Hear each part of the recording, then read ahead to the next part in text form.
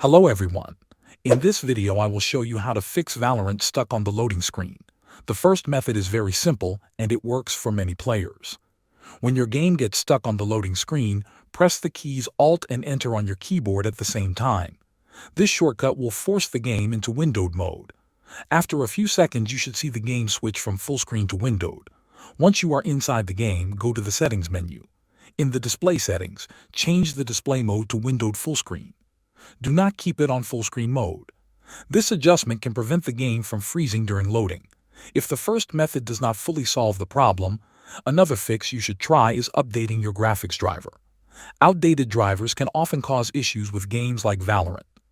To do this, right-click on the Windows icon in the bottom left corner of your screen and select Device Manager from the list. In the Device Manager window, expand the option called Display Adapters.